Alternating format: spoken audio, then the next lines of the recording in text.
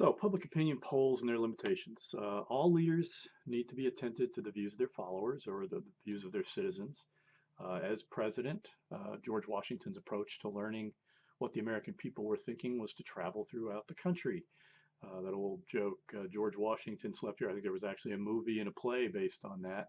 It was a fairly inefficient method of gauging public opinion, even for a relatively small and sparsely populated country like the United States during Washington's tenure. Later presidents would gather around them an informal kitchen cabinet that they believed or hoped was representative of the views of Americans.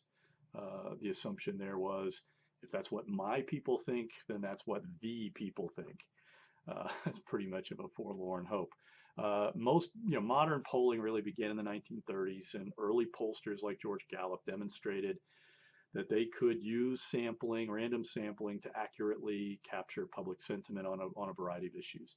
Uh, Presidential polling really begins around the 1960s. John F. Kennedy. Going forward, presidents and politicians generally began commissioning private polling firms to get a better understanding of public opinion and to gain insight about the public's views on important issues. So why do presidents and politicians generally need to know what the public thinks about issues?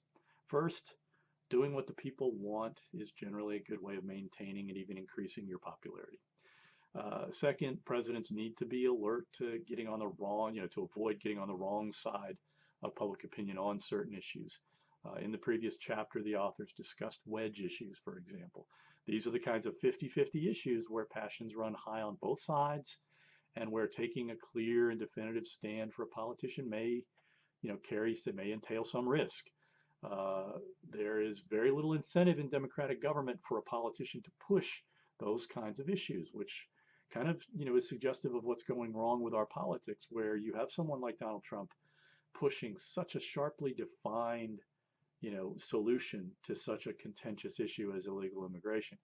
So polling can give politicians an idea of how to get on the right side of issues and which issues they'd be well advised to avoid. That said, no poll can perfectly gauge public sentiment. So what are the limits to polling?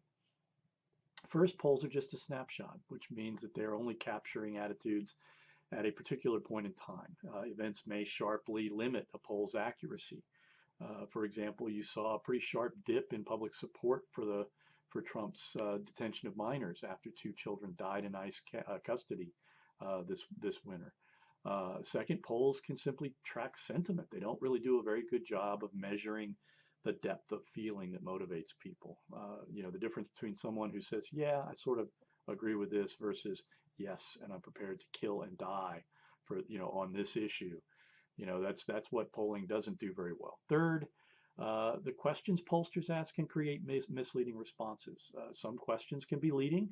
Pollsters are increasingly becoming aware that just including Donald Trump's name in polling items can alter responses. At other times, how a question is framed can skew responses. For example, if you've ever, given a question on gender, equality, like, do you favor reproductive equality for women? A lot of pro-life people would probably say sure. Likewise, if you say, do you support the murder of unborn innocent babies? A lot of pro-choice people would probably say, no, I don't, I'm not down with that.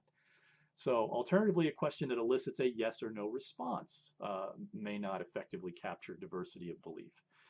For example, a lot of Americans are ambivalent on the issue of abortion, and polling doesn't necessarily capture the nuances of people's beliefs on issues like the death penalty, abortion, or illegal immigration. And people on both sides use that opacity to push their own and say, we are the majority. Presidents routinely deny that polls play any role in their decision making, but of course they do. They use polls and focus groups in particular to identify how best to frame the issues they want to advance. Through focus groups, for example, the Clinton administration, the Clinton administration's planning sessions used polling to determine that anti-crime, as a phrase, worked better than gun control, and that helping working families worked better than helping poor children. Part of the problem the current administration is confronting is that this is a president who won't allow himself to be scripted. He wants to push the issues he wants to push, and he wants to control the framing, regardless of whether an issue is a winner, in political terms. If you look at the shutdown that is taking place over, the end of this past December. He forced the Democratic leadership into a televised meeting. He tried to bully them into giving money for a border wall, which is something that neither Nancy Pelosi nor Chuck Schumer can probably get from their own, conferences.